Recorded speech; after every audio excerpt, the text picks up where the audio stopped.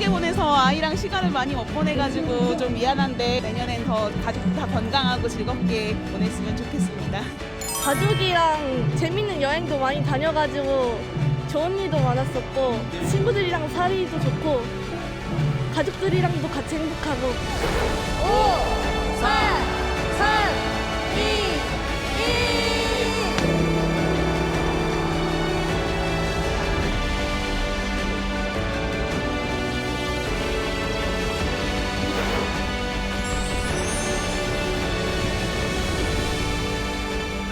하는 일마다 다 이제 굵은 말처럼 잘 달려서 잘 승승장구했으면 좋겠습니다.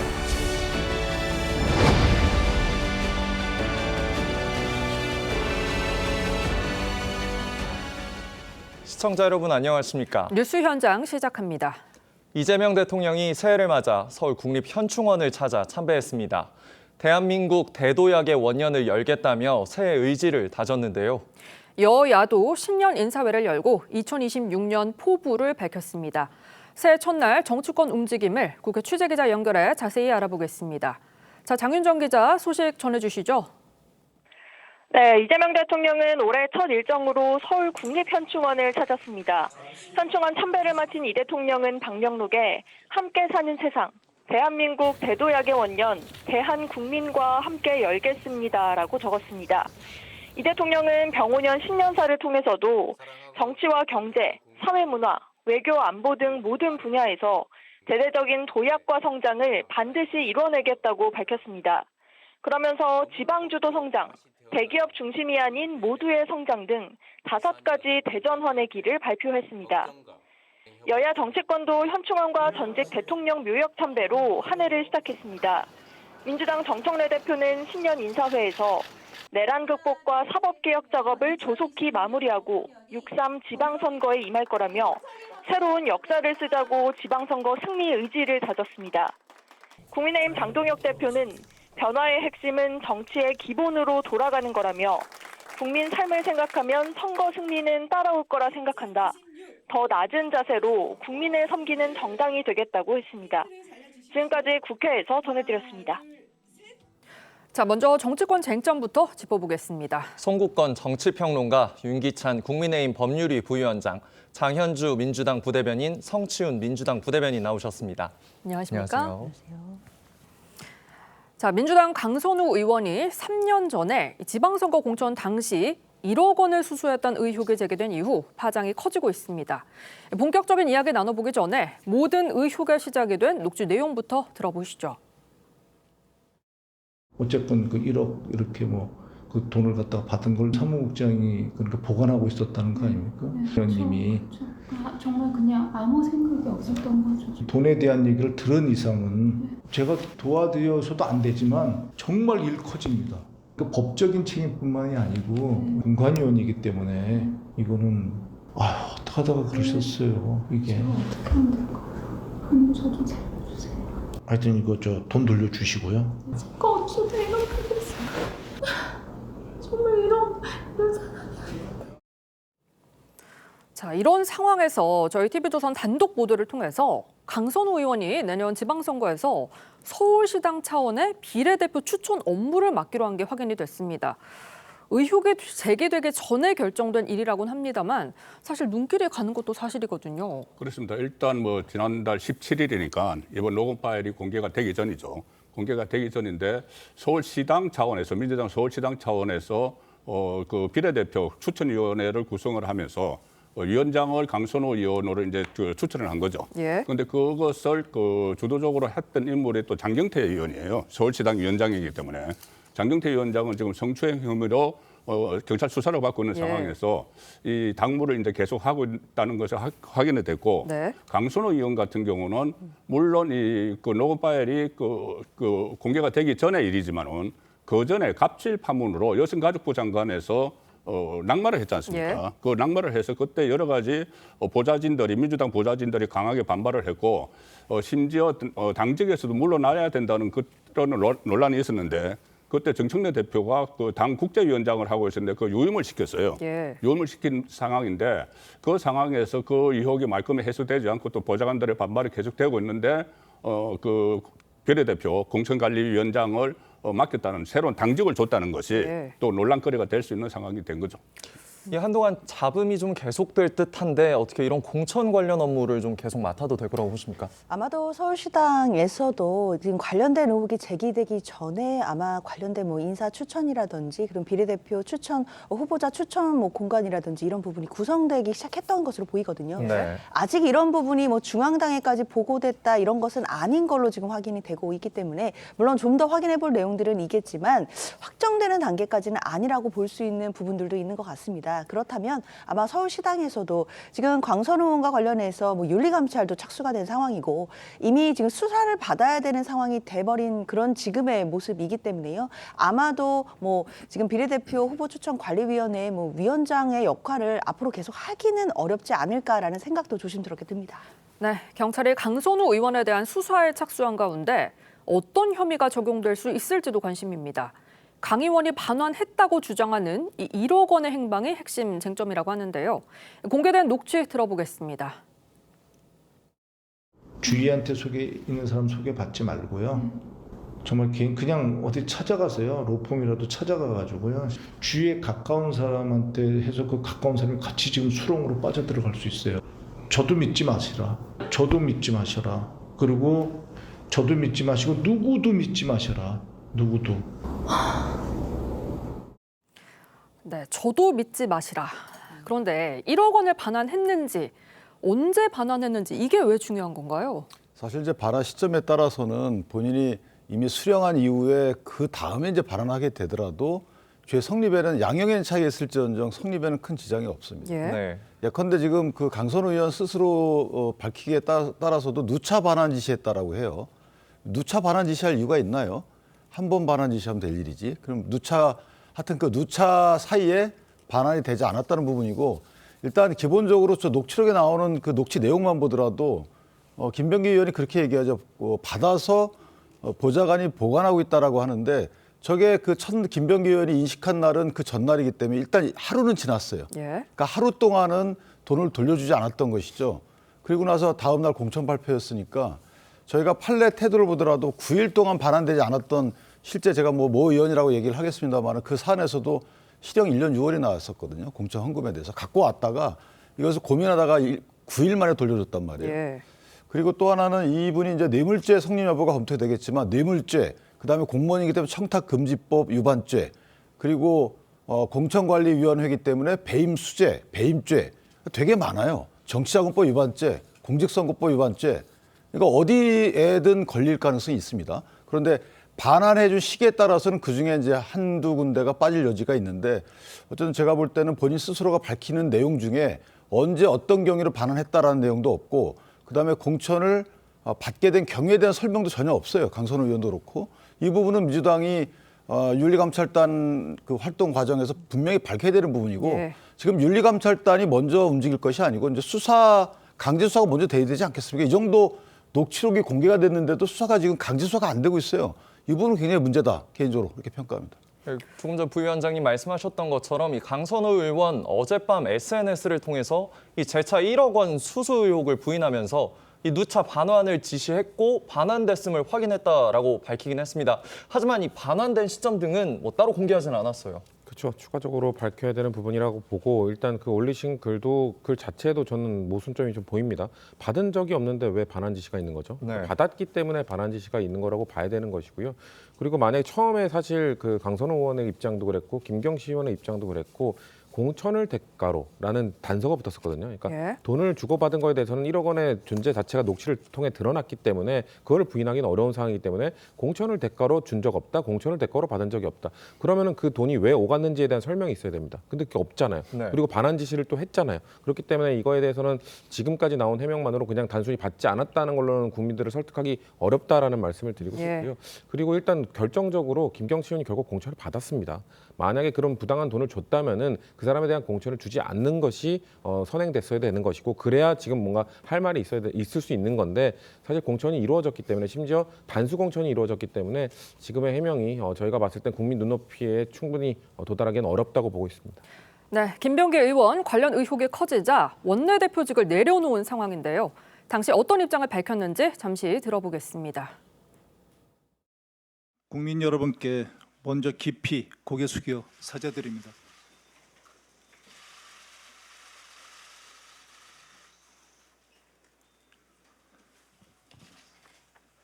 국민의 상식과 눈높이에 한참 미치지 못한 처신이 있었고 그 책임은 전적으로 제 부족함에 있습니다. 연일 계속되는 의혹 제기의 한복판에 서 있는 한 제가 민주당과 이재명 정부의 걸림돌이 될 수밖에 없을 것입니다. 하여 저는 오늘 민주당 원내대표직에서 물러납니다. 이런 김병기 의원에 대해서도 공천 헌금 의혹이 또 다시 재조명되고 있습니다. 민주당을 탈당한 이수진 전 의원이 과거 한 유튜브에 출연해 김 전 원내대표에게 돈을 주었다가 6개월 뒤 돌려받았다는 이야기를 들었다고 주장한 적이 있었어요. 혹시 평론가님 기억나십니까? 그때 공천 과정에서 작년 4.10 총선을 앞두고 공천 과정에서 동작구 이수진 의원이 그런 이야기를 유튜브에서 했죠. 예. 그래서 지금 김병기 의원도 지역구가 동작구이기 때문에 그때 동작구의 기초 의원, 지방선거에 출마하려는 의원들이 김병기 의원에게 어떤 금품을 건네줬고 그런데 그 사람들이 컷오프가 됐어요. 네. 컷오프돼서 6개월 후에 다시 이제 돌려받았다. 그래서 이제 김병기 의원 쪽에서는 물론 그런 사실을 이제 부인을 하고 있는 상황이었는데 예. 지금 이런 상황이 발생을 하니까 그때 일이 다시 이제 회자가 되는 상황인데 김병기 의원의 행적에 대해서는 저는 상당히 좀 규명이 돼야 된다고 봅니다. 예. 무엇보다도 조금 전에 녹취록을 보면은 나에게 이야기했다고까지 하지 마라. 그리고 나는 관여하지 않겠다는 식으로 이야기를 했잖아요. 네. 그런데 1억 원을 수수한 사실을 분명히 알고 있는데 본인이 공천관리위원회 간사이면서 그 다음날 단수 공천이 됐단 말입니다. 그러면은 왜 이것을 무기를 했을까? 본인이 1억 원을 수수 사실을 알고 있으면서 그 부분부터 따져야 되는 것이고 한 번 더 나아가면은 그게 2022년에 일어났지 않습니까? 근데 2024년 총선 때 김병기 의원이 민주당의 공천 검증위원장을 맡아요. 예. 그러니까 공천관리위원회 들어가기 첫 단계에서 검증을 하는 그 위원장을 맡습니다. 그런데 거기서 지금 결과적으로는 강선우 의원이 통과를 된 거예요. 그리고 2024년 공천관리위원회에서 또 간사를 맡습니다. 총선 공천에서. 그런데 거기서 또 그대로 1억 원 사실을 알면서도 다시 강선우 의원을 통과를 시켰습니다. 그러면은 과연 그렇게 했던 이유가 뭘까? 김병기 의원이 그때 무견을 했던 것이나 나중에 공천 과정에서도 그 문제를 제기하지 않은 이유. 그 이유도 아마 수사 과정에서 밝혀져야 될 대목이 아닌가 싶어요. 네, 진상조사가 어떻게 진행이 될지가 관심인데 앞서 민주당 정청래 대표 당 윤리감찰단에 강선우 의원에 대한 진상조사를 지시한 상황인데요. 하지만 이때 김병기 의원은 대상에서 빠진 걸로 알려져 있었습니다.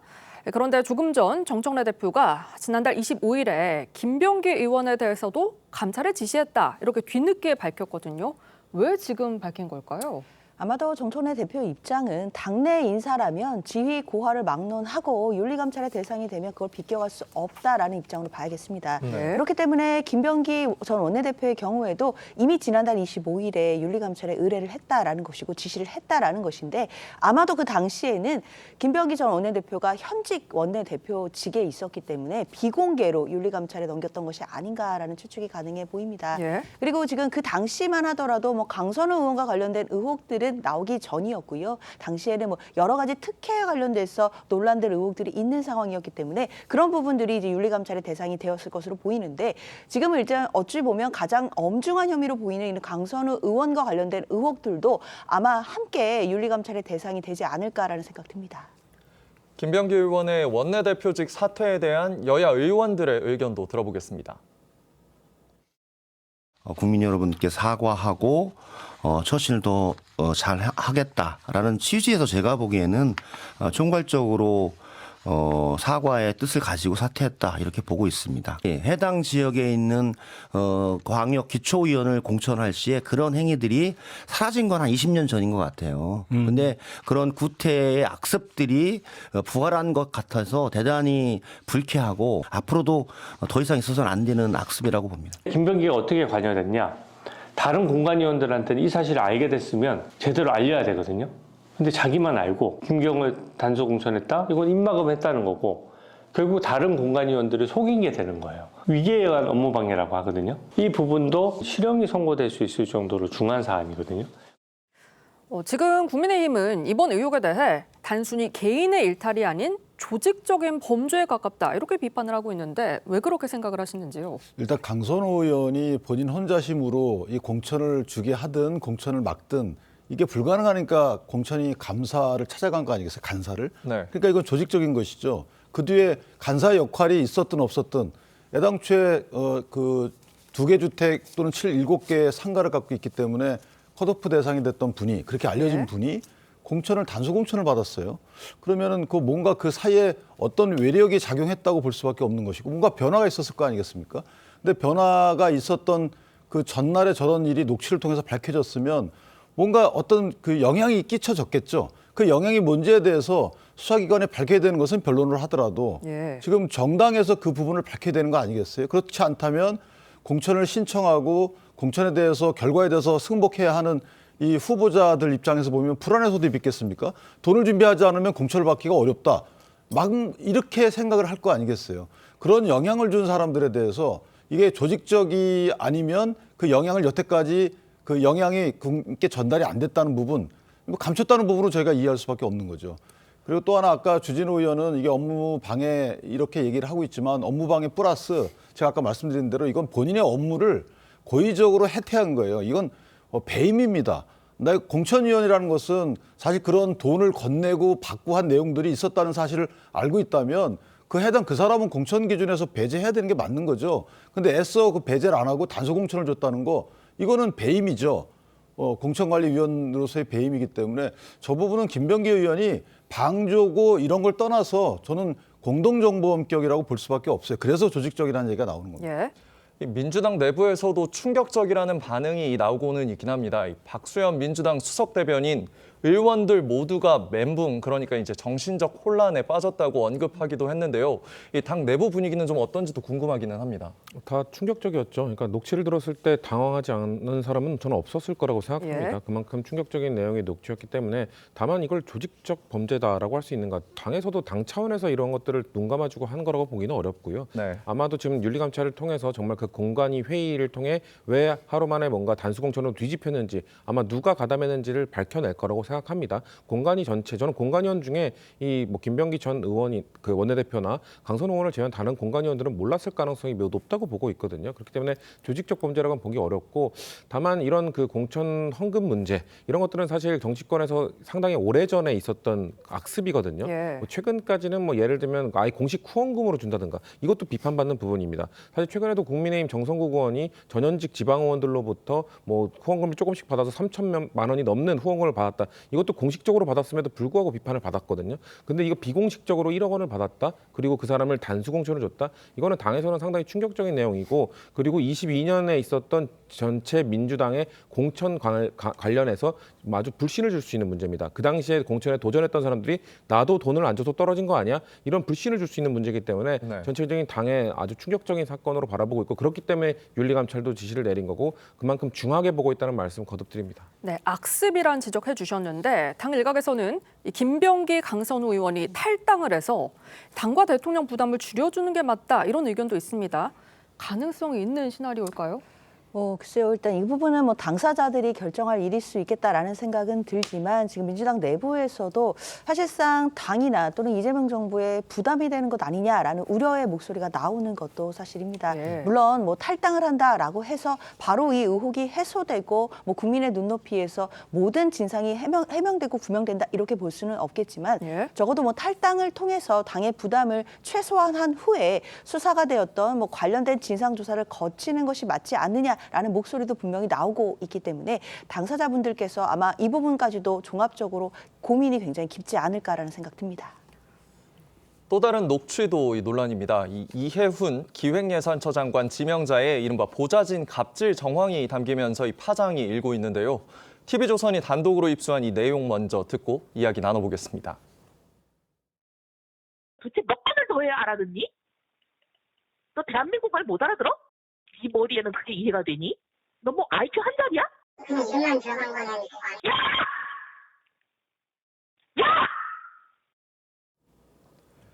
바른정당 소속 의원이던 이해훈 지명자가 이 인턴이던 A씨를 질책하는 내용인데 이 자신의 이름이 언급된 언론 기사를 보고하지 않았다는 게 이유였습니다. 부위원장님 어떻게 들으셨어요? 글쎄 뭐 인턴이면 이제 바로 들어와서 업무를 배우기 시작하는 단계잖아요. 그렇죠. 그럼 당연히 실수가 있을 테고 예. 만약에 본인이 어떤 업무 지시를 했는데 그 업무 지시를 제대로 인턴이 이해하지 못했다 그러면 더 자세히 가르쳐줘야 되겠죠. 그래서 인턴인데 네. 그 인턴에 대고 근데 내용 들어보니까 그렇게 인턴이 크게 잘못한 것 같지도 않아요. 왜냐하면 업무 지시의 그 내용 자체가 불명확했던 부분인 것 같고 예. 본인의 이름이 들어간 기사의 범위 관련돼서 이제 서로 간에 싸웠던 것 같은데 저는 좀 황당한 부분이 본인의 그 아들, 딸이었으면 저렇게 했을까라는 생각이 들어요. 그래서 더욱더 아쉬움이 크고 글쎄요, 뭐 저 부분이 한 번으로 그쳤을까 뭐 이런 생각도 들고 하기 때문에 저의 직장 갑질을 넘어서서 뭐 글쎄요. 개인적으로 보면 공직에 어울릴까라는 데까지 좀 생각이 미치네요. 네, 이렇게 이혜훈 지명자의 질책이 이어지자 인턴 직원 A씨 자신의 행동에 대해 해명을 했습니다. 그 이후 상황에 담긴 녹취록 내용 이어서 들어보시죠. 그냥 일만 들어간 거는 내가 정말 널 죽였으면 좋겠다. 입이라고 그게 터졌다고 그냥 막 네 맘대로 그러고 떠져? 자, 이날 이혜훈 지명자 3분 가까이 이런 폭언을 쏟아냈다고 하는데요. 결국 인턴 직원은 보름 뒤에 의원실을 떠났다고 합니다. 인턴 직원이라면 이제 막 사회생활을 시작한 사회 초년생일 텐데 어떻게 들으셨나요?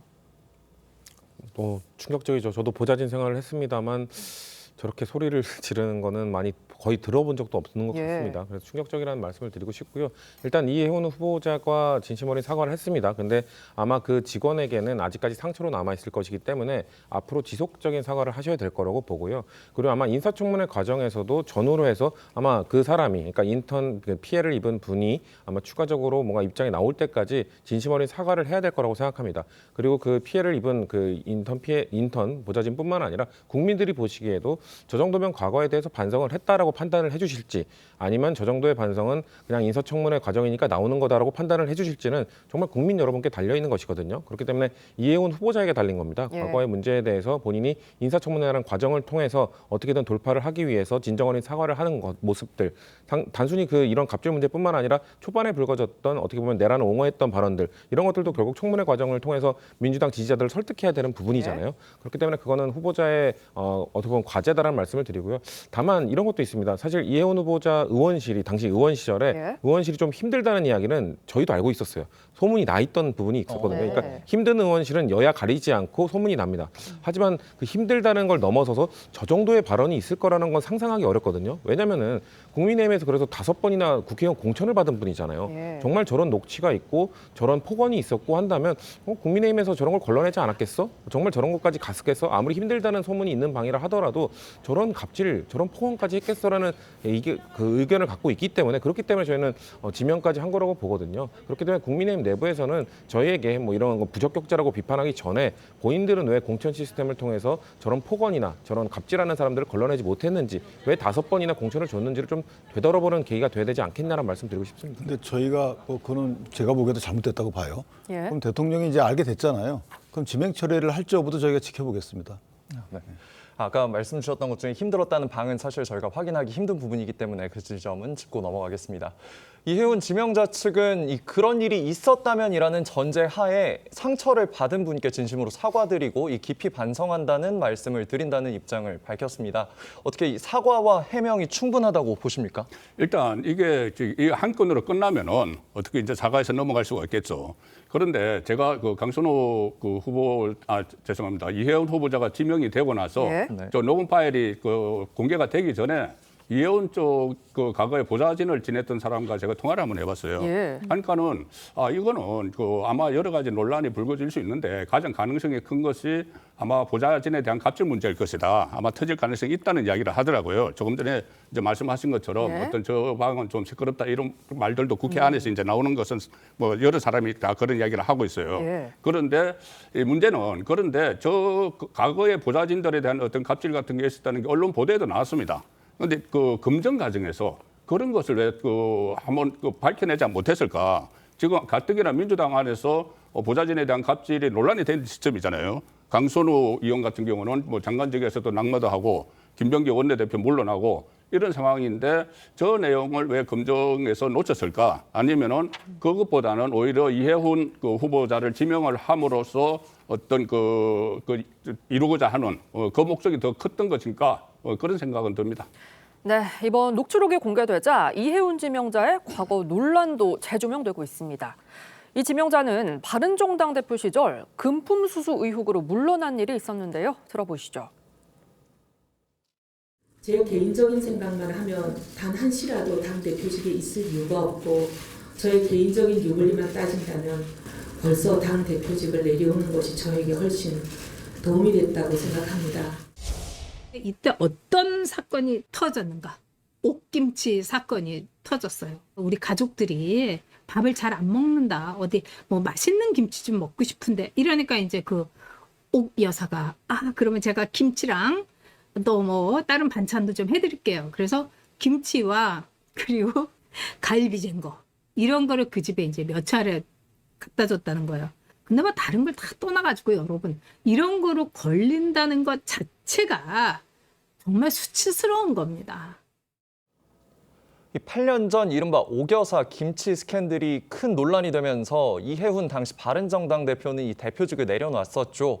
물론 수사 결과 무혐의가 나오긴 했습니다. 어떤 내용이었나요? 일단 이해훈 후보자에 대해서 지금 전방위적인 공격이 시작된 거 아닌가라는 생각이 듭니다. 특히나 이제 보수 진영에서도 이해훈 후보자에 대해서 아마도 여러 가지 제보도 받고 있고 여러 가지 뭐 과거의 의혹들까지 지금 들춰내서 결국 청문회를 통과하지 못하게 하겠다라는 지금 자세가 아닌가. 라는 생각이 들 정도인데요. 네. 사실 8년 전에 지금 과거의 의혹까지 지금 꺼내온 건데 당시에 이해훈 대표에게 옥여사라는 사업가가 있었고 뭐 김치 등을 줬다라는 의혹이었습니다. 근데 나중에 알고 보니까 뭐 김치값이라든지 이런 부분을 다 제공을 했기 때문에 결국 수사 과정에서 이제 무혐의로 마무리가 됐던 사건들이었는데 이런 과거의 어떤 의혹들까지도 지금 끄집어내는 것 자체는 사실 이해훈 후보자가 기획예산처 장관으로서의 어떤 역할을 하는지 뭐 전문성이 있다든지 이런 부분을 보고 평가한다라기보다는 그저 보수 진영에 있던 사람을 이재명 대통령이 후보자로 지명을 했다는 것 이것만 가지고 좀 정치적으로 공세를 하고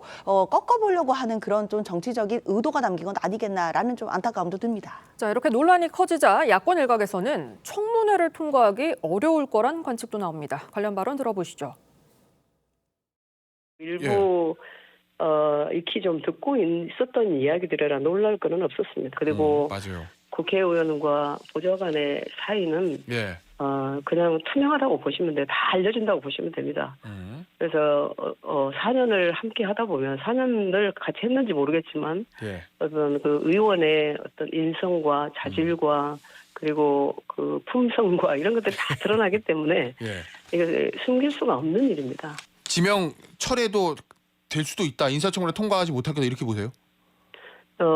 여론의 어떤 좀 상황을 봐야 되겠지만 예. 지금 상황에서는 저는 어렵다고 봅니다. 결국 이 앞으로의 관심사 후보자의 거취가 될 텐데 먼저 어떻게 생각하십니까?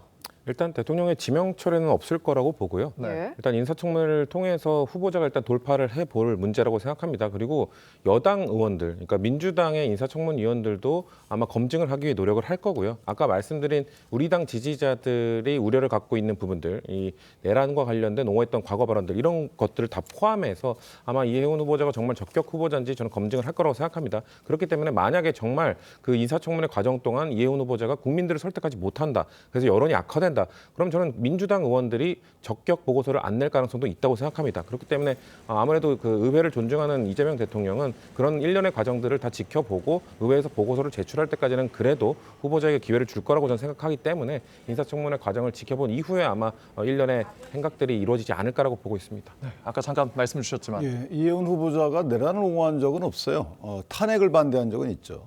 주로 취지 자체가 뭐 1년 전 이해훈 후보자의 모습이나 했던 그 소신은 전 버리지 않았으면 좋겠고 설령 본인이 버린다 하더라도 장관직 때문에 본인이 버린다 하더라도 본인의 뜻을 펼쳤던 기존 정당에 대해서 침을 뱉고 가는 행동은 안 했으면 좋겠다는 생각을 합니다.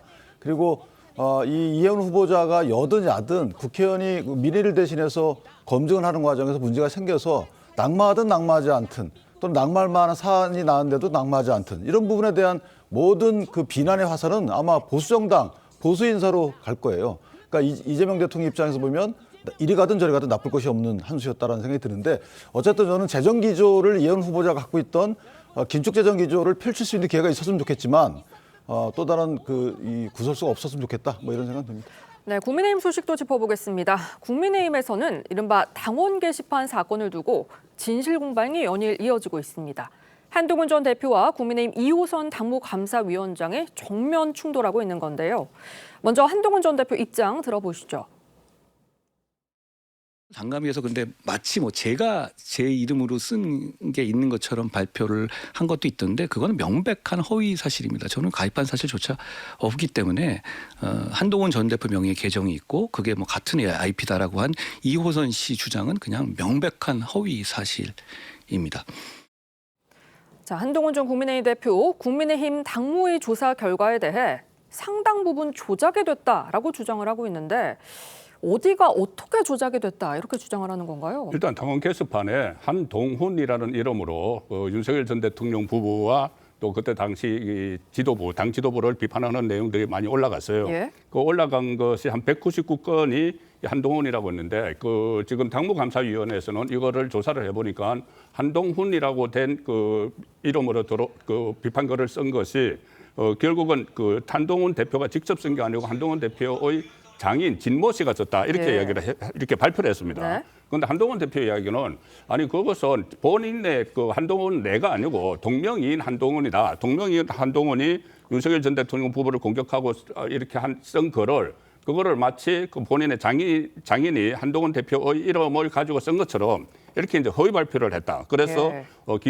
이것이 그러니까는 저기 조작 감사다 이렇게 이야기를 하고 있거든요. 예. 감사를 조작한 거다.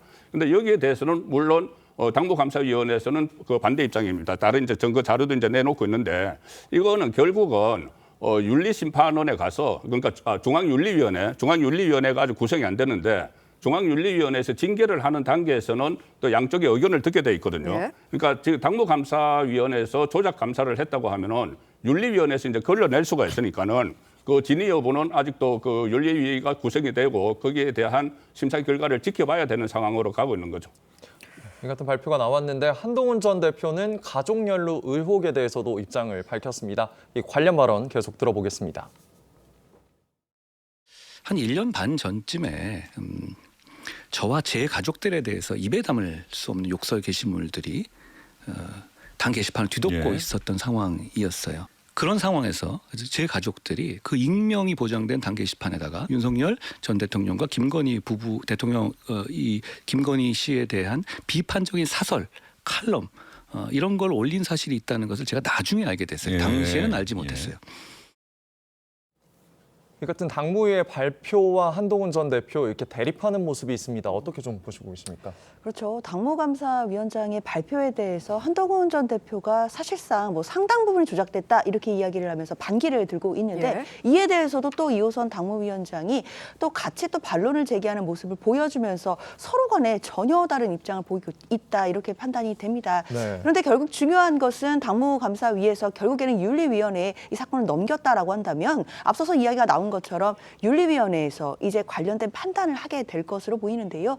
그러나 아직 윤리위원장이 임명되지 않은 것으로 알고 있기 때문에 결국 모든 칼자루가 장동혁 대표에게 있는 것은 아니겠나라는 생각도 듭니다. 결국 장동혁 대표가 어떻게 결단을 하는지에 따라서 윤리위원장도 빠르게 선임하고 또 윤리위원회가 관련된 절차를 사실 지방선거가 얼마 남지 않은 상황에서 신속하게 진행할 수 있는 상황이기 때문에 그에 따라서 아마 한동훈 전 대표와 그리고 국민의힘 지도부 간에 어떤 큰 갈등이 있을 수도 있겠다라는 생각도 듭니다. 네, 이호선 당무위원장 한동훈 전 대표가 조작 감사 주장하는 데 대해 언론 플레이하지 말고 명의 도용자에 대한 수사 의뢰부터 하라 이런 입장을 밝혔는데 경찰 수사에 의뢰를 할까요?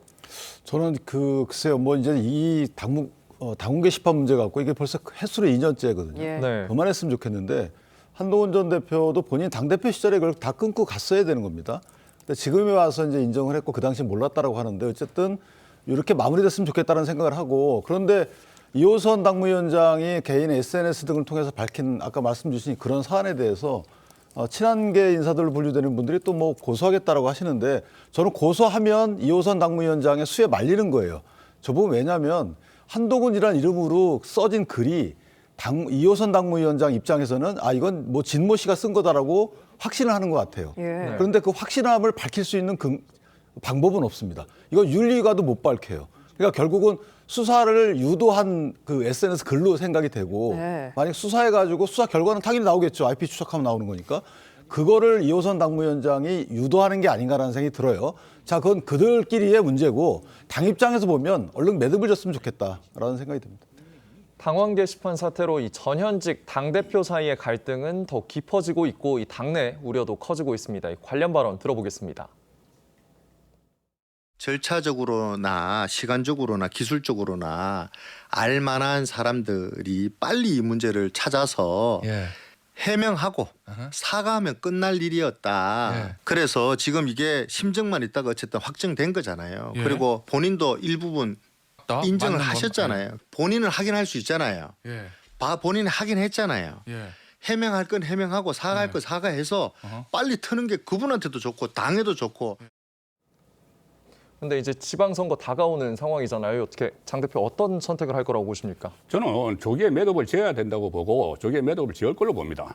지방선거 다가오고 있기 때문에 이것을 그냥 묻어두고 가자. 그러면은 지방선거 공천 과정에서 이거 다시 불거져요. 네. 상당히 지금 한동훈 전 대표는 지방선거 때 보궐선거에 출마하려는 뜻이 있잖아요. 그럼 그때 공천 과정에서 또 불거져서 더 큰 논란이 일어나기 때문에 지금 장동영 대표가 빨리 윤리위원회를 빨리 구성을 해서 이것을 조기에 매듭시키는 것이 가장 최선의 방법이라고 봅니다. 네, 쿠팡 정보 유출 사태도 짚어보겠습니다. 최근 국회에서는 쿠팡 청문회가 이틀간 열렸는데요. 쿠팡 대표의 태도에 대한 여야의 질타가 이어졌습니다. 첫 청문회와 이번 청문회 모습 먼저 보겠습니다. 김범석 의장은 어디에 있습니까 지금? Yeah, I'm sorry that I don't speak Korean, but I do want to make sure that my answers are being translated so that people understand them. And I'm unclear if that's happening. Are my answers being translated?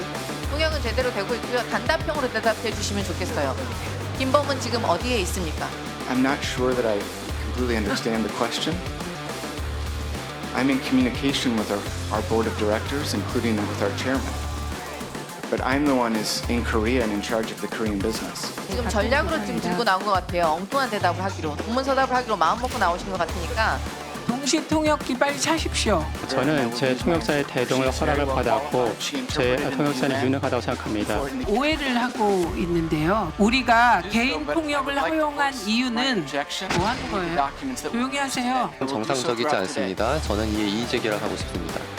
합의되지 않은 결과에 대해서 사전에 발표했다는 것에 대해서 심각한 우려를. 저희가 중국에서 하천에서 답을 보내면서 저희가 뭐 자체적으로 혼자서 자의를 했다고 그렇게 생각하십니까? 이영목 로저스 대표 다소 자세를 낮췄던 지난 청문회와 달리 이번 청문회에선 이 청문위원들에게 언성을 높이는 모습이 수차례 보였는데요. 이 이유가 뭘까요? 적반하장의 모습을 갑자기 보이고 있는데요. 그러니까 미국 정부를 믿고 있는 것 같고 미국 정부의 할 말을 다 준비해놨다라고 보는 것 같습니다. 왜냐하면 첫 번째 청문회 나왔을 때와 지금 나오기 전 사이에 있었던 일을 정리를 해보면 일단 김범석 의장이 일단 사과문을 하나 올렸죠. 네. 그리고 자체 조사를 했다고 밝혔죠. 그리고 보상안을 줬다고 밝혔습니다. 그렇기 때문에 아마 미국 정부에서는 이렇게 얘기할 겁니다. 우리 사과도 하고 보상도 하고 자체 조사도 했는데 이것 갖고 지금 한국 정부가 미국 기업이 쿠팡을 옥죄고 있다. 심하게 탄압하고 있다. 이렇게 얘기할 준비가 돼 있을 겁니다. 지난 수년간 미국 정부에 160억 원의 후원금을 냈기 때문에 미국 정부가 본인들을 도와줄 거라고 알고 있을 겁니다. 그렇기 때문에 저렇게 국회에 와서 이제 큰 소리 치는 거라고 보는데요. 다만 미국 정부는 그렇게 보고를 하겠지만 이게 한국에서 받아들일 때는 그게 과연 제대로 된 보상이었는가? 뭐 5만 원씩 줬다고 하지만 사실상 제대로 쓸 수 있는 건 5천 원짜리 쿠폰밖에 없고 4만 5천 원은 사실상 홍보 수단에 불과했다는 비판을 받고 있죠. 네. 그리고 수사도 마찬가지입니다. 조사도 마찬가지입니다. 셀프 조사, 쿠팡 에코백에 담긴 그 노트북이 정말 그 용의자가 던진 것인지, 용의자가 던진 걸 되찾은 것인지 그걸 믿을 사람은 저는 그렇게 많지 않다고 개인적으로 생각합니다. 그렇기 때문에 그런 부실한 상황 속에서 한국 국민들의 분노는 커지고 있는 상황 속에서 본인들은 어차피 한국 정부의 통제를 받는 사람이 아니라 우리는 미국 정부의 통제를 받으면 된다. 그렇기 때문에 처음에 나왔을 때부터 미국 법령 위반한 적은 없다라는 걸 계속 강조했잖아요. 그렇기 때문에 본인들은 미국 정부에 얘기할 충분한 준비가 됐기 때문에 이렇게 한국 청문회에 와서는 그냥 큰 소리치고 적반하장의 모습을 보이고 있다고 보여집니다. 눈에 띄는 발언이 있었습니다. 청문회 불출석한 쿠팡 김범석 의장에게 국정조사가 열릴 경우 출석하라는 뜻을 전해달라는 말엔 지시할 위치가 아니다라고 언급을 했는데 이 발언 어떻게 들으셨나요? 글쎄요. 사실 모든 것을 좀 법적으로 준비를 해갖고 나온 것 아닌가라는 생각이 드는 얘기였습니다. 네. 그러니까 본인이 결국 김범석 의장에 대해서 지시를 해서 여기 나오라라고 말할 입장이 아니다라는 것은 어쩌면 법적인 입장을 이야기한 것으로 보이는데요. 사실 국회에서 청문회 출석해라 또는 국정조사에서 출석할 수 있도록 협조하는 말을 전달하라라는 것이 굉장히 좁은 의미로 어떤 지시를 할 권한이 있는지를 묻는 질문은 아니었을 겁니다. 그럼에도 상당히 동문서답을 하고 있는 것으로 보이고 국회의원들의 어떤 본질적인 질문에 대해서 이걸 피해 나가면서 사실상 길게 대답을 한다든지 중언부언을 한다든지 이런 식의 전략을 갖고 온 것 아닌가라는 생각이 드는데요. 이런 답변의 태도 자체가 우리 국민들 그리고 국회를 너무 어쩌면 가볍게 보는 것 아닌가라는 생각이 들게 했기 때문에 이 태도에 대해서 좀 분노하시는 국민들이 많으신 것 같습니다. 쿠팡이 발표한 자체 조사가 이 국가정보원의 지시에 따른 것인지를 놓고 진실 공방이 여전한데요. 관련 발언 들어보시죠. 국정원 직원은 몇 명이었습니까? 3명이었습니다. 저희가 그 용의자의 위치를 계속 물어봐서 저희가 정보를 제공했고요. 그다음에 용의자에게 연락을 취하라는 요청은 3번 이상 있었습니다. 그래서 저희 그에 따라서 한번 연락해보지 그래 아니면은 연락해봐 이거였어요. 본인들이 파악하기에는 지금이 가장 좋은 시점이 지금 연락하는 게 가장 좋을 것 같다. 연락을 하는 게 그러니까 권유 제안이었네요. 그리고 연락하는 방법과 연락하는 메시지도 모두 구체적으로 설명해 주셨습니다. 네, 그게 만나서 대면에서 조사하라는 뜻이었나요? 이후에 그 외국에 가서 그 만나서 가져오는 것은 국정원에서 제안해 주는 것입니다. 국정원에서 본인들은 직접 용의자를 만나서 수거할 수 없으니 쿠팡 직원이 반드시 중국에 같이 가서 용의자를 만나서 그걸 받아야 된다라고 저한테 강하게 요구를 했습니다. 지금 국정원은 쿠팡에 그 어떤 지시도 하지 않았다 이런 입장인데 결국 위증으로 고발이 이루어진다고요? 일단 위정을 국정원에서 할 수가 없으니까는 네. 국정원이 이제 국회 쪽에 위정 고발을 하라고 의뢰를 한다는 거죠. 네. 그런데 지금 쿠팡 쪽에서 저 법무실장이 이야기를 하는 거 보면은 좀 구체적인 면이 있어요. 예. 3번 만났고 또 국정원 직원이 3명이 나왔다. 3명이 나왔고 본인들이 직접 관여를 할 수가 없으니까는 이거 뭐 어떤 저것을 추가하는데 이렇게 방법 같은 것을 또 가르쳐줬다 이렇게 하지만은 국정원은 지금 그런 적이 없다고 하고 그런 지시를 한 적이 없다고 하니까 그러면은 그 국회에 위정으로 고발을 하겠다고까지 나오니까 또 국정원 말도 무시를 할 수가 없는 상황이에요. 예. 이렇게 되면은 나중에 또 수사기관에서 밝혀지고 하면은 문제가 더 이제 확산되는 그런 양상으로 가고 있는데 어쨌든 지금 상황은 이 쿠팡 쪽이 물론 뭐 미국 100% 가지고 있는 그 미국 회사라고 하지만 그 90% 소비가 한국에서 일어나고 있는데 네. 한국 국민 정세에 좀 맞는 그런 좀 대응을 해줬으면 하는 아쉬움이 큽니다. 네, 지금까지 정치권 쟁점 짚어봤습니다. 네 분 말씀 여기까지 듣겠습니다. 감사합니다.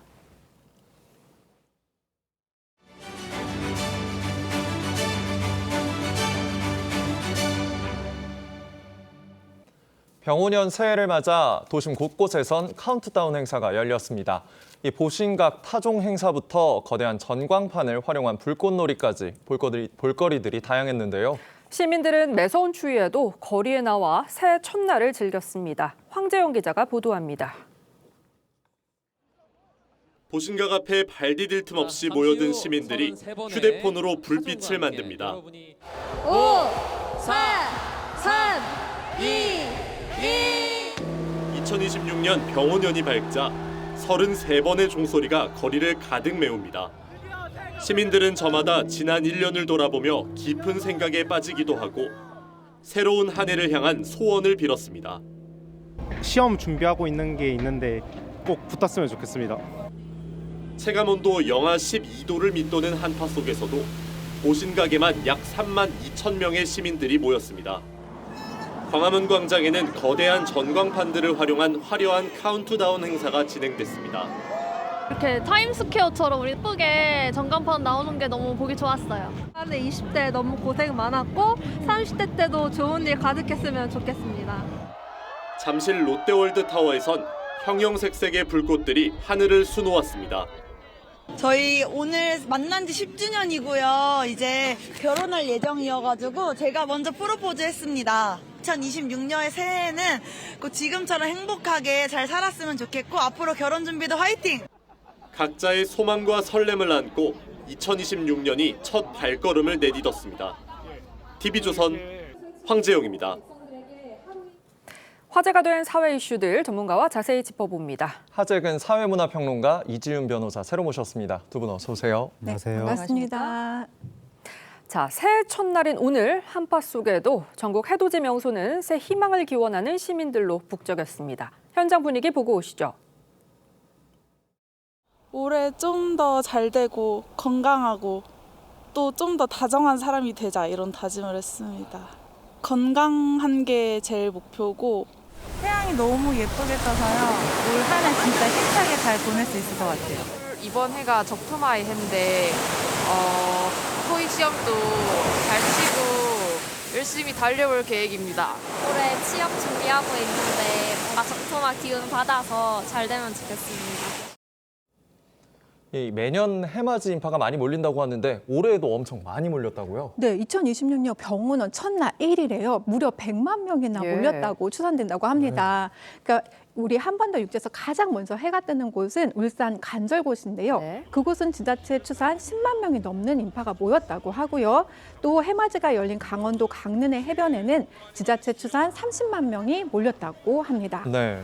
이처럼 많이들 몰렸는데요. 이 밖에도 부산 해운대라든지 광안리, 송도, 그다음에 제주 성산 일출봉이나 광주 무등산, 고양, 행주산성 등 해맞이 장소에서 방문객들의 발길이 굉장히 북적북적했다고 하는데요. 엄청 추웠잖아요. 이런 한파가 닥치고 찬바람이 불었지만 이 전국의 해맞이 장소는 모두 목도리와 장갑 등으로 무장한 해맞이 개그의 인파로 북적였다고 합니다. 네, 그런데 2026년 올해가 새로운 시작을 의미하는 해라고요? 이거 올해가 불의 기운을 지닌 붉은 말해인데 이러한 해가 예로부터 움츠러들었다가 확산하는 그러한 해로 여겨져 왔습니다. 그러니까 안 그래도 불의 기운이 새로운 시작하고 추진력을 의미하는데 거기에 말의 기운이 더해진 거예요. 그 말이 막 질주하잖아요. 그렇게 불의 기운하고 말의 기운이 만나다 보니까 에너지가 엎친 데 덮친 격으로 매우 강해졌다고 합니다. 이러한 새로운 해의 에너지를 받기 위해서 많은 해맞이 객들이 그 해를 촬영하면서 소원을 빌었는데 한 60대 해맞이 객은 경제 안정을 빌었고 한 40대는 가족의 건강, 어느 초등학생은 학원을 지어줬으면 좋겠어요. 이렇게 소원을 빌었다고 합니다. 이 새 목표나 다짐으로 많이들 꼽으시는 것 중에 하나가 바로 다이어트죠. 그래서 연말 연초엔 항상 동네 헬스장이 북적거렸는데요. 이 올해 분위기는 사뭇 다르다는데 한 헬스장 점주의 이야기 들어보겠습니다. 바쁜 와중에 운동을 하러 오는 것 자체가 쉽지 않은 거기 때문에 효과가 빠르기도 하고 간단하기도 하고 쉬운 거를 좀 찾으시는 것 같아서 안타깝긴 하지만 이해는 합니다. 많은 분들이 다이어트 결심하고 저도 다이어트 결심하곤 했었는데 이 비만 치료제 때문에 요새는 좀 안 된다고요? 네, 사실 다이어트 하면 우리가 헬스장 이제 연초에 등록하자라고 하는데요. 이 다이어트 치료제가 너무나 혁신적으로 도입되다 보니까 그 헬스장에서 이제 연초 특수를 놓게 해가지고 우리 체중 감량하자라고 하면서 이런 어떠한 프로그램을 내놓는데 예전만 못하다고 합니다. 그래서 이러한 헬스장 업주들이 모인 커뮤니티를 보니까 그 커뮤니티에서도 6개월 사이에 50개나 폐업했다는 그러한 글들이 올라오고 있다고 하네요. 근데 반면에 약국은 굉장히 이제 좀 약간 문전성시를 이룬다고 합니다. 이러한 다이어트 신약을 조금 판매량들이 늘어서 있는데요. 이거는 반드시 처방을 받아야 하지만 12월 기준으로 보면 전달보다 무려 50% 이상이나 늘어났다고 합니다. 이처럼 아무래도 다이어트 약이 체중 감량에 도움은 되는데요. 부작용 우려도 있으니까 주의해야 한다고 하는데요. 부작용으로는 소화 불량 이런 것도 좀 있을 수 있고요. 또 무기력하고 좀 졸음을 유발하기도 한다고 하니 그런 경고도 좀 주의해야 하겠습니다. 네, 말씀하신 것처럼 전문가들 의견 꼭 반영을 하셔야 되겠고요. 0시 0분에 태어난 새해둥이들도 우렁찬 울음소리로 새해를 알렸는데요. 기다리던 아이를 품에 꼭 안은 아빠들의 이야기 들어보시죠. 새해 첫날 의미 있는 시간에 태어나서 더욱더 기쁜 것 같습니다. 결혼한 지 이제 4년 차가 되었는데 기다렸던 아이가 이렇게 뜻깊은 날에 저에게 다가와줘서 너무 기쁩니다. 앞으로 엄마랑 아빠랑 즐겁게 행복하게 잘 살았으면 좋겠습니다. 운영시 영영군 새해 첫 낙이라는 타이틀을 어떻게 보면 갖게 된 건데 정말 뜻깊은 것 같습니다. 앞으로 내 가족 행복하게 살 수 있도록 아빠가 열심히 노력하겠다는 말 전하고 싶습니다. 네, 새해둥이 참 의미가 깊을 것 같은데 아이들 태명이 잼이 돌이라고 하거든요. 이거 무슨 뜻인가요? 네, 그 잼이 같은 경우는 그 부모가 결혼하고 4년 동안 기다렸다가 만난 아이라는 겁니다. 그래서 아버지가 아기가 엄마 뱃속에서 잼처럼 찰싹 달라붙어서 안전하게 잘 있으라는 의미에서 잼이라는 이름을 붙여줬다고 하고, 도리는 5살 된 오빠하고 부모가 5년 동안 기다려온 아이라고 합니다. 그래서 5살 오빠가 자기가 가장 좋아하는 인형의 애칭 도리를 이제 그대로 담아서 이름을 붙여줬다고 하는데, 잼이하고 도리는 모두 여자아이고 아이하고 산모가 모두 건강하다고 합니다. 올 한해 활약을 펼칠 말띠 스타들도 주목을 받고 있는데요. 말띠 스타 누가 있습니까? 너무 많은데요. 일단 말띠 하면 굉장히 열정 그리고 약간 도전 이런 걸 상징하는데요. 대표적인 1978년 배우로는 하정우, 그다음에 남궁민, 그다음에 하지원, 윤계상 등이 엄청난 활약을 하고 있고요. 그다음에 한국 록밴드의 보컬, 부활의 보컬이자 국민 가수죠. 이승철 씨가 1966년 말띠라고 합니다. 그리고 국민 가수뿐만 아니라 청룡 씨도 1954년으로 말띠라고 하고요. 그다음에 1990년대 생으로는요. 소녀시대 유나라든지 피겨 여왕, 김연아와 아사다, 마오 등이 있다고 합니다. 네, 특히 올해 스포츠 팬들의 가슴을 설레게 할 말띠 스타들도 있다면서요. 네, 올해가 스포츠 대회로 난리가 났는데 일단 동계 올림픽이 있습니다. 그리고 지구상 최대 스포츠 이벤트라는 월드컵이 있습니다. 그리고 또 아시안 게임까지 있는 거예요. 전자업계에서도 지금 기대가 굉장히 큰데 TV 많이 팔릴까 봐. 그런데 스포츠계에서는 이의룡 전 감독의 부자가 주목받고 있습니다. 이의룡 전 감독이 2002년 4강 신화 직후에 얻은 아들이 이태석 선수인데 지금 이 부자가 차범근 차들이 부자에 이어서 한국 축구 사상 2번째 월드컵 출전의 주인공이 될 가능성도 있다. 이러한 기대가 제기되고 있고, 그리고 또 안세영 선수, 배드민턴 안세영 선수가 2002년생 말띠 스타인데 올해 만약에 아시아 선수권 정상에 오른다면 기존의 아시안게임, 세계선수권, 올림픽은 이미 석권했거든요. 그걸 다 석권하면서 그랜드 슬램의 마지막 퍼즐을 올해 맞출 수도 있다. 이런 기대가 나오고 있습니다. 네, 그런가 하면 새해인 오늘부터 달라지는 게 많다고 하는데요. 새로운 혜택이 생긴다고요? 네, 우리 물가가 너무 치솟아가지고 교통비 굉장히 부담됐잖아요. 그런데 이 교통비에 대해서는 약간의 어떤 혜택들이 있는데요. 그 혜택이 뭐냐 하면 이러한 모두의 카드가 이제 시행되고요. 일반 성인 같은 경우에는 62,000원까지, 그다음에 청년 같은 경우에는 55,000원을 초과하면은 그 초과 금액은 전액 환급해 준다고 합니다. 그리고 우리 점심값 굉장히 부담이 많이 되잖아요. 이 점심값도 할인이 조금 있는데 어떤 할인이냐? 산업단지 내에 있는 근로자들 같은 경우에는, 소상공인들 같은 경우에는 이제 점심에는 아침밥은 1,000원의 행사를 좀 하고요. 그다음에 4만 원 기준으로 해서 20%까지는 그 밥값 할인도 조금 들어간다고 합니다. 그리고 우리 가족, 다둥이들이나 가족을 가지고 있는 우리 아이들에게도 혜택이 있는데요. 어떤 혜택이냐? 예전에는 무상 교육이 5세부터였는데 이제 4세까지 확대된다고 합니다. 그리고 법적으로도 좀 변화가 있는데요. 일명 구하라법이라고 하죠. 부양 의무를 저버린 우리 어머니나 아버지한테는 이제 더 이상 상속권을 주지 않는 상실 제도를 조금 두고 있어요. 그래서 그게 오늘 1월 1일부터 시행된다고 합니다. 그리고 우리 박수홍 씨 때문에 좀 논란이 됐었죠. 그 절도나 이런 재산죄 관련해서 어떠한 친족 상돌의 규정이 있었는데요. 그 규정에 대한 폐지도 예정되고 있습니다. 네, 이번엔 화제를 더하고 있는 미스트롯4 소식 짚어보겠습니다. 오늘 밤 예심 마지막 무대와 함께 본선 첫 무대가 공개될 예정인데요. 예고편부터 보고 오시죠.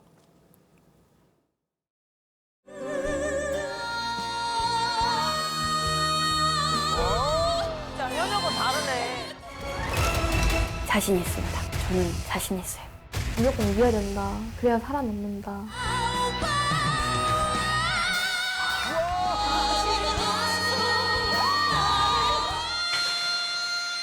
여기서 진짜 집에 갈 수도 있겠다. 장르별 팀 배틀. 승자는 8대 8입니다. 너무 담아냈나? 자, 본선 합격자 명단이 공개될 예정인데 참가자들의 경쟁 더 혹독해진다고요? 네, 이제 오늘 방송에서 마스터 예심을 통과한 53팀의 본선 합격자 명단이 발표가 됩니다. 그래서 기껏 한 고비 넘겼는데 더 힘든 고비가 있다는 거예요. 본선 1차 경연이 있는데 이제 장르별 팀 배틀로 펼쳐진다고 합니다. 그래서 팀전을 펼쳐서 진 팀의 구성원들은 전원 탈락 후보가 되는 것이어서 굉장히 살떨리는 경쟁이 있을 것 같고 그리고 오늘 저녁 때 박세리 씨가 막 그 오열하는 그런 모습도 나온다고 합니다. 미얀마에서 온 고3 참가자의 무대에 박세리 씨가 말을 잇지 못할 정도로 크게 울었다고 하는데 어떤 사연과 무대가 펼쳐졌길래 박세리 씨가 그렇게 울었는지 오늘 저녁 때 확인할 수 있습니다. 오늘 밤 미스트롯4의 첫 진선미, 이 마스터 예심 진선미도 공개될 예정이죠. 이 올하트를 받았던 참가자들의 무대 다시 한번 보시겠습니다.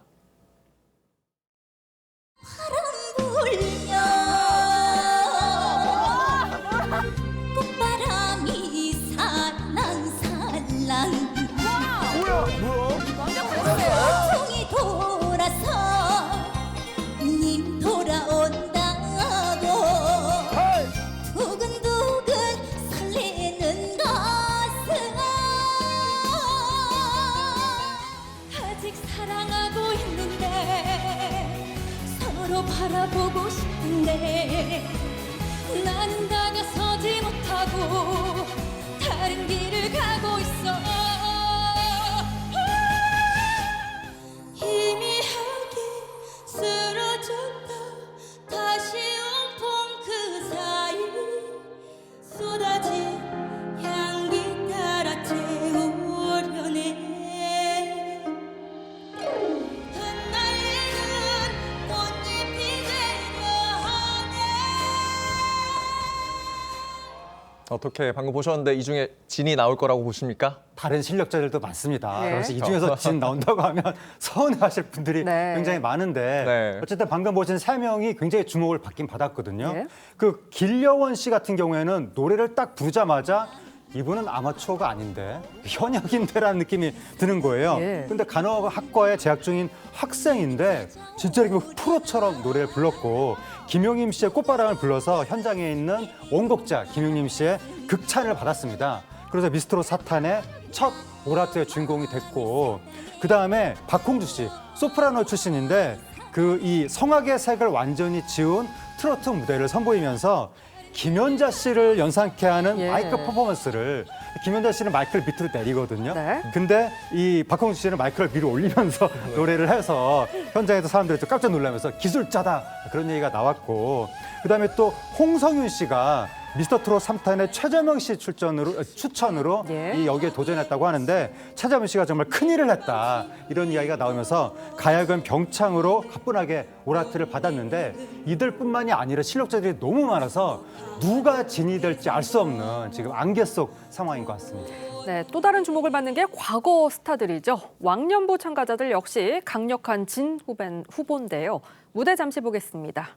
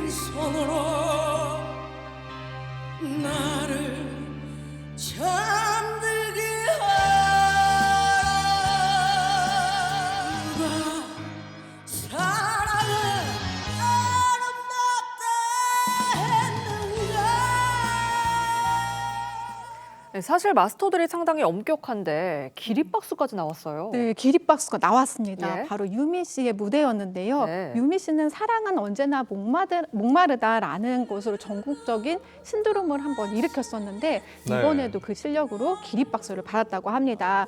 시대가 원하는 그런 음악을 하고 싶다라는 포부를 밝혔는데요. 이번 미스트롯4에 출연한 이유를 밝히면서 자신의 히트곡을 부른 뒤에 또 생애 첫 트로트 무대에도 참여하게 된 것입니다. 그다음에 나는 가수다에서 알려진 우리 저구 씨 있죠. 예. 저구 씨는 명곡 창밖의 여자를 정말 전율의 가창력으로 소화를 했어요. 그래서 역시는 진짜 역시다라는 그런 소름 끼치는 그러한 찬사를 받았다고 합니다. 그런데 이 저구 씨가 사실 15년 만에 다시 나오신 거거든요.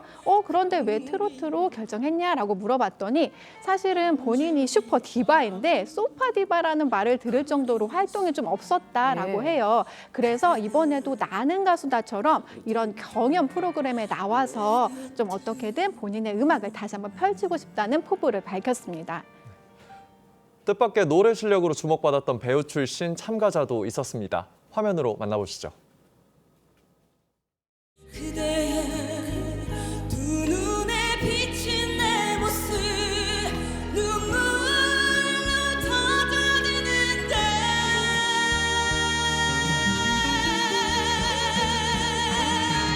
사랑이 불어 같은 그도 그댈 찾아요 이 아픔조차 그대를 알았다 모질게 떠난 그댈 잊었다 해도 가슴은 기다립니다. 바로 유명 배우 이엘리아 씨인데요. 원래 연기가 아니라 음악을 했었다고요? 예, 그러니까 이엘리아 씨가 13년차 배우인데 네. 이런 실력을 그동안 왜 숨기고 있었는지 이해가 가지 않습니다. 너무나 놀라운 실력을 선보였는데 원래 처음에 초등학교 때부터 음악을 했었다는 거죠. 그런데 입시를 앞두고 성대 결절에 걸렸다는 거예요. 대학교를 가긴 가야 되는데 음악으로는 가기가 어려우니까 그때 할 수 있는 걸 해보자라고 하면서 연기로 전공을 바꿨다고 합니다. 그러면서 자연스럽게 연기자, 배우의 길을 걷게 됐는데 지금 시간이 흐를수록 진짜 원하는 거를 생각하게 됐고 더 늦기 전에 도전해보자 하는 생각으로 용기를 내서 이번에 도전했다고 합니다. 네, 그런가 하면 진한 감동을 준 무대도 있었습니다. 미스트롯 시리즈 사상 최초의 모녀 합격자가 된 가수 허찬미 씨와 김금희 씨입니다. 화면 보시죠. 가수 허찬미 엄마 김금희입니다. 엄마라서 뭐라도 해보고 싶어서 이렇게 나왔습니다.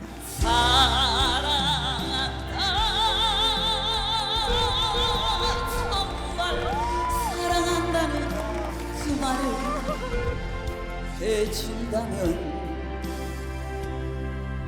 나는 사막을 걷는다 해도 꽃길이라 생각할 겁니다. 남양주 시청자 선생님. 이 내 몸을 금화 찾으려고 맞지? 목소리가 딱 찬미 목소리야. 내 거리 헤매어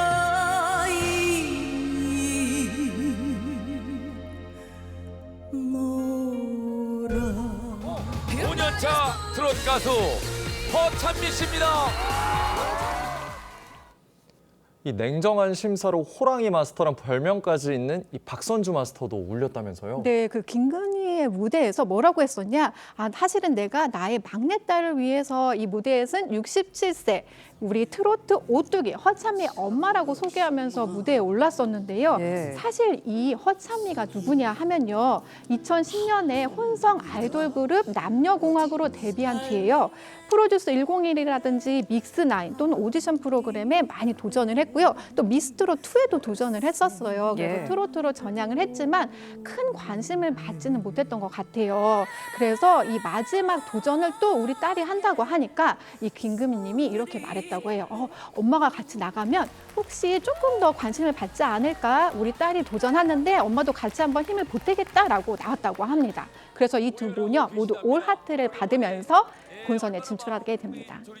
네, 지금까지 화제가 된 이슈들 하재근 사회문화평론가 이지훈 변호사와 함께했습니다. 감사합니다. 네, 감사합니다.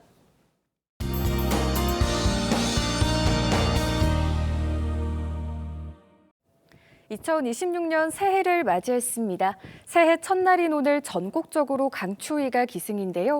중부지방과 전북, 경북엔 한파특보가 내려져 있습니다. 내일은 서울의 아침 기온이 영하 12도까지 떨어지면서 이번 추위가 절정에 달하겠고 토요일 낮부터 차차 풀릴 전망입니다. 오늘 밤부터 전북 서해안과 광주, 제주 산지를 중심으로 많은 눈도 내리겠습니다. 내일까지 울릉도와 독도, 제주 산지에 최대 30cm, 호남 서해안에 최대 10cm의 눈이 예상됩니다. 반면 동쪽 지역은 대기가 건조한데요. 동해안에 이어 서울과 영남 내륙까지 건조특보가 확대됐습니다. 오늘 한낮 기온 서울 영하 4도, 대전 영하 1도, 광주와 대구 0도로 어제보다 1도에서 2도가량 낮겠습니다. 내일 대부분 지역 맑겠지만 충청 이남과 제주에는 눈이 이어지겠습니다. 날씨였습니다. 1월 1일 목요일 뉴스 현장은 여기까지입니다. 함께해 주신 여러분 고맙습니다.